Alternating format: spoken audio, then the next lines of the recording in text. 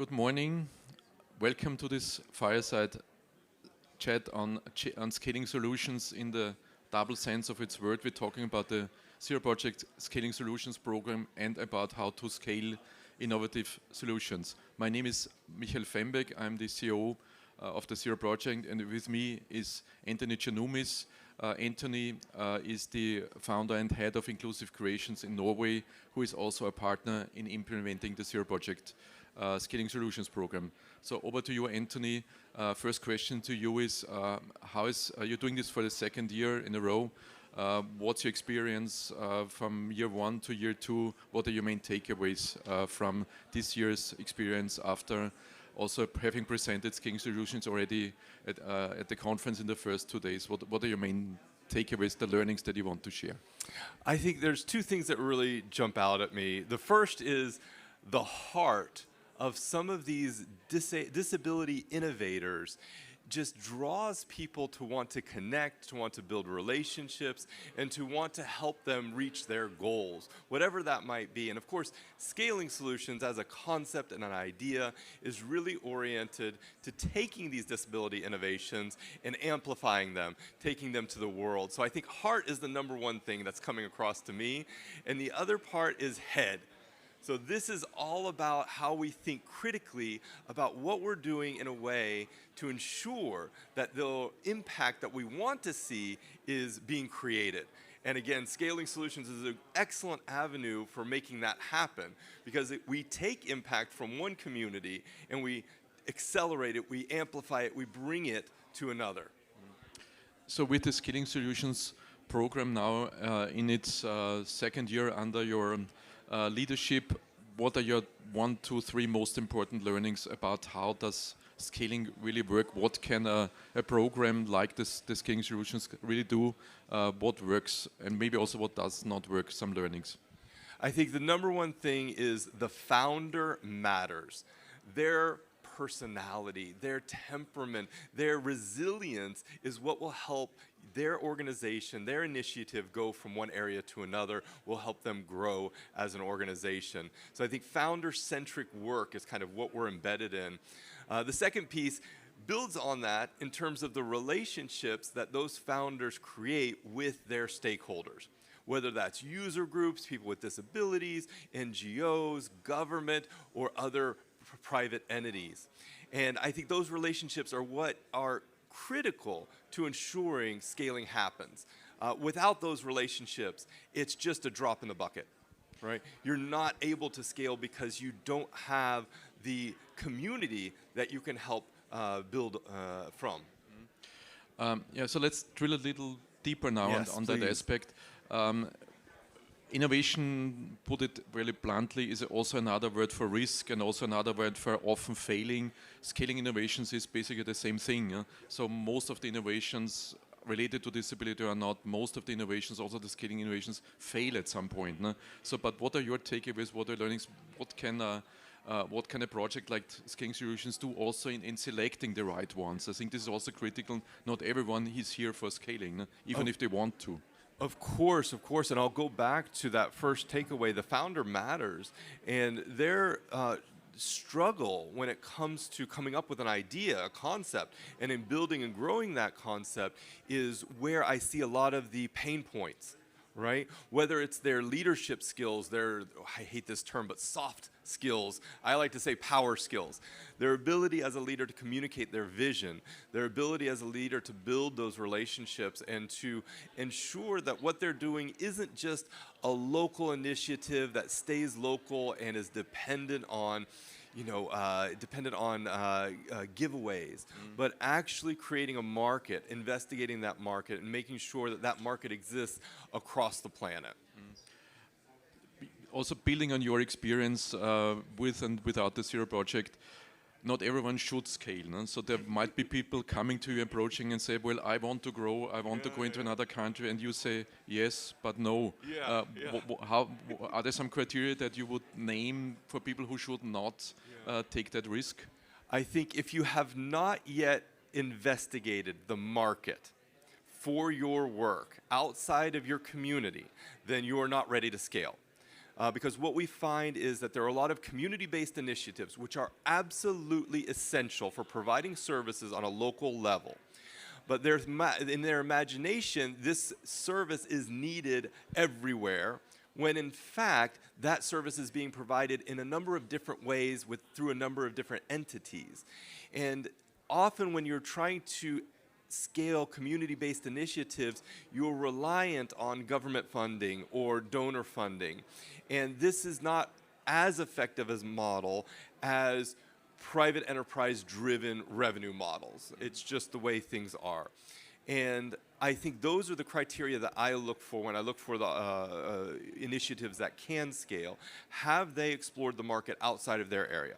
Not just we would like to, but we know the same market opportunities exist in this country as they do exist in my country, whatever that might be.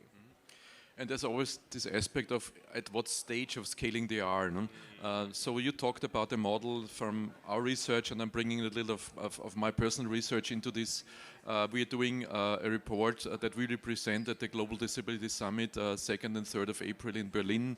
It's about understanding and analyzing 25 what we call scale-ups, so models that have successfully scaled across country borders. We analyze them and we bring solutions into these publications to understand what they have in common, what common success factors they are. And critical, and this is coming back then to you, is this stage of scaling.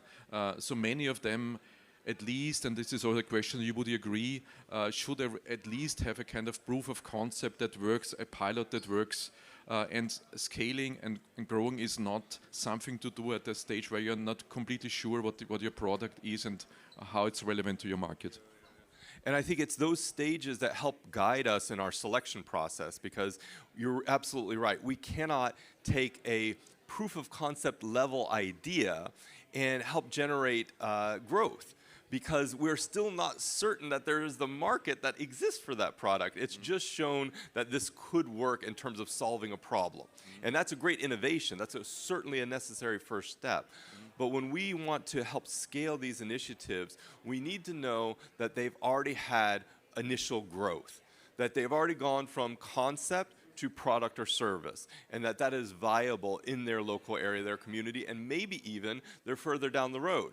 Maybe they've already hit a country level or even an international level growth, and we help them take it even further, and that becomes the later stage scaling opportunities. But I want to point something out, because I think it's a bit of a misnomer that these stages happen sequentially and that it's a linear process. Because what we've seen, and I would love to hear what your thoughts are, is sometimes when you start to scale, you realize that there's maybe some product design issues, maybe there's some business model issues that require you to take a step back. And maybe you're already at a later stage of scaling that now it necessitates you to pivot a bit and go back, maybe not to proof of concept, but certainly to a little bit of a redesign stage. Yeah. To drill down on this point, what we also saw is that, as you said, even if a proof of concept is there and there's a group of users and there's a group of customers that are even willing to pay for this, sometimes it stays limited. And then you get a new customer, which is a large company, and they say, well, if you add this and this feature, then we can use this to work with our employees, and then can we use this to work with our own customers? And then you, of course, have to go back and somehow not reinvent, but rebuild it a little. No?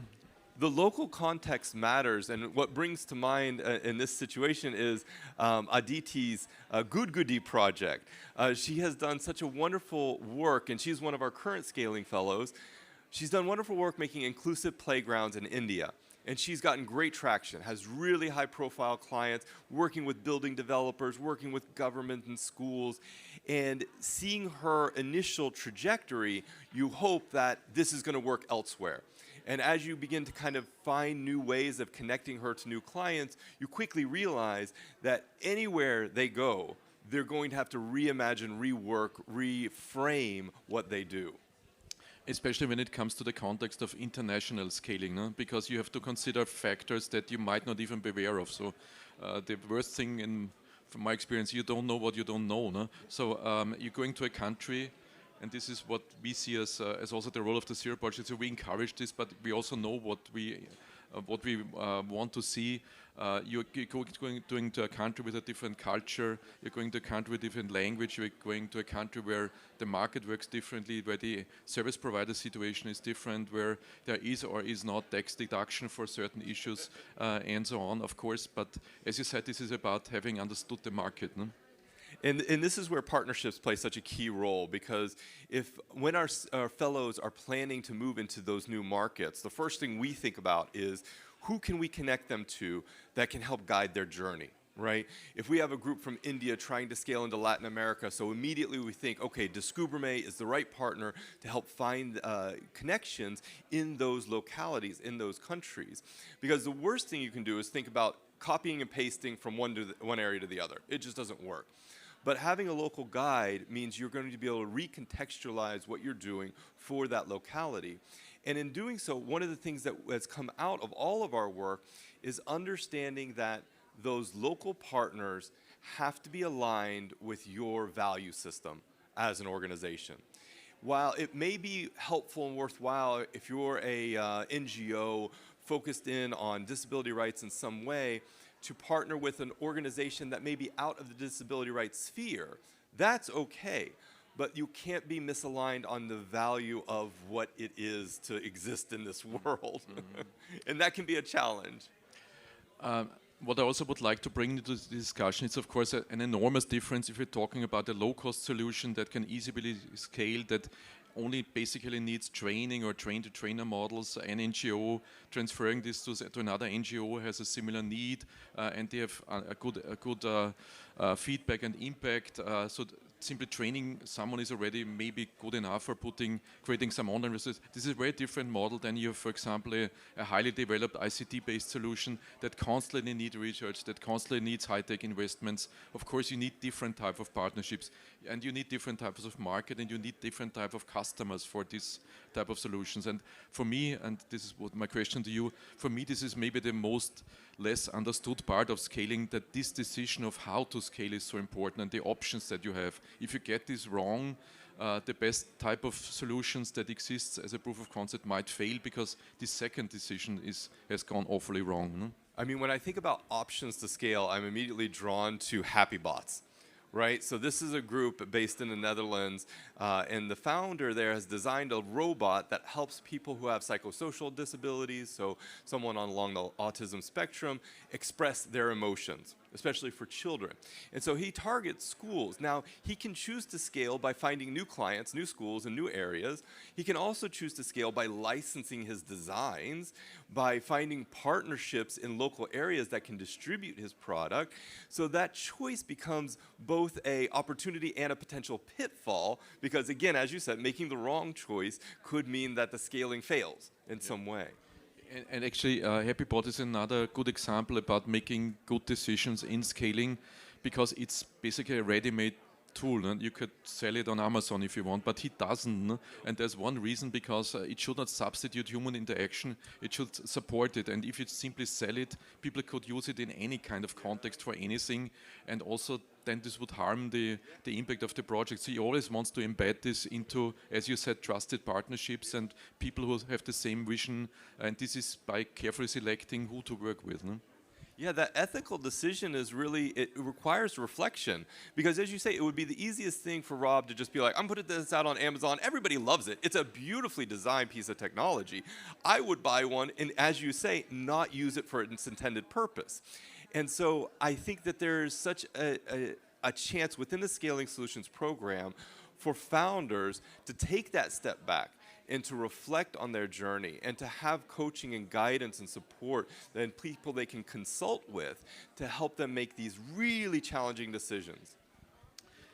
Thank you, Anthony. I'm looking at the clock. I think we could go on like this for quite some time. It was completely unprepared. It was simply an engaged discussion of two people who really know and estimate each other's work. And we also wanted to give you some idea about the work of Scaling Solutions and the expertise that we're jointly developing on this, and we are looking forward for continuing our cooperation and developing Scaling Solutions and become more and more effective every year. So thank you, Anthony, for being with us. Thank you, Michael. It's an absolute pleasure.